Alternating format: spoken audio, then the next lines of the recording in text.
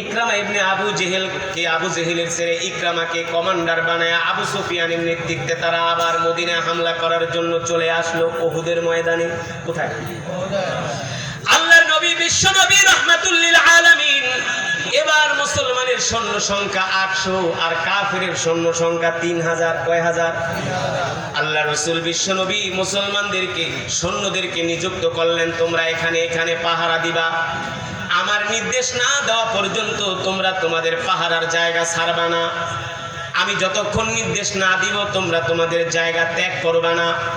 আল্লাহ রাসূল এই কথা বলে সাহাবীদেরকে নিয়ে যুদ্ধের ময়দানে আসলেন। কাফেররা আবু সুফিয়ানরা 3000 বাহিনী নিয়ে মুসলমানদের উপর আক্রমণ করলো।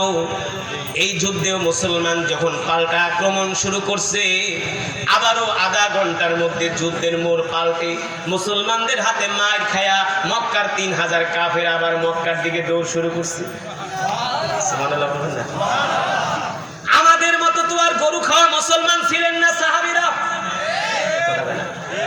আমরা তো গরু খাওয়ার পাল্লা দেই, কে কয় কেজি গরুর গোশত খাইতে পারি।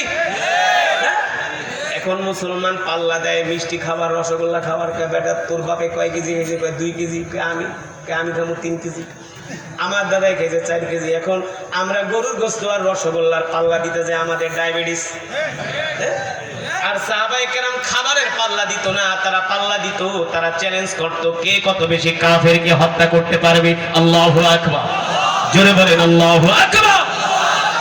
এবার মুসলমান যখন কাফেরদের উপরে আক্রমণ করলো বদরের প্রান্তরে, এ যুবক, মুসলমানের সংখ্যা হলো 800, কাফেরের সংখ্যা হলো 3000।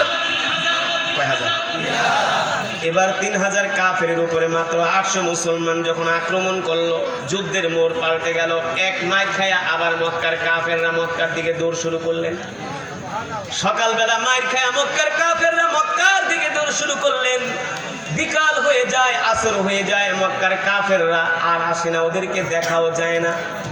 মুসলমান সৈন্যরা মনে করলেন ওরা মাইর খেয়ে মক্কায় পালাইছে, আর আসবে না। এই সুযোগে মুসলমানরা গনিমতের মাল সংগ্রহ শুরু করছে। এই সময় এই সুযোগে মুসলমানরা গনিমতের মাল সংগ্রহ শুরু করছে। কিন্তু খালিদ ইবনুল ওয়ালিদ গোয়েন্দা পাঠাইলো, যায় দেখো তো মুসলমানের অবস্থা কি। গোয়েন্দারা আয়সা দেখে মুসলমানরা গনিমতের মাল টোকাইতেছে, গনিমতের মাল নিয়ে ব্যস্ত। খালিদ ইবনুল ওয়ালিদ আবু জেহেলের ছেলে ইকরামাকে ডাক দিয়ে বলে, দোস্ত সুযোগ একটা পাইছি, সুযোগ একটা পাইছি।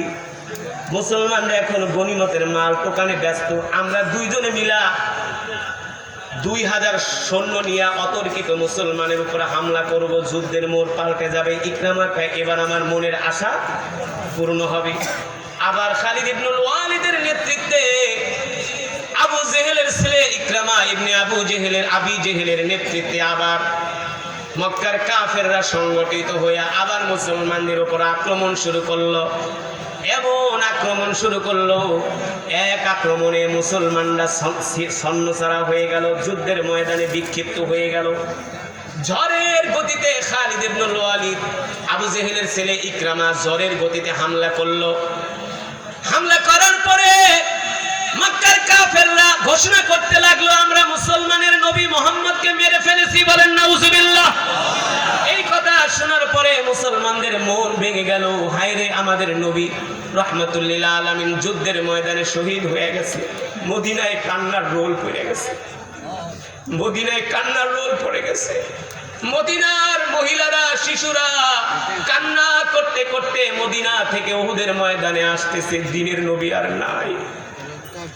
এই অবস্থায় রাসূলের সাহাবী আবু তালহা রাদিয়াল্লাহু তাআলা আনহু আল্লাহ রাসূলকে ডাল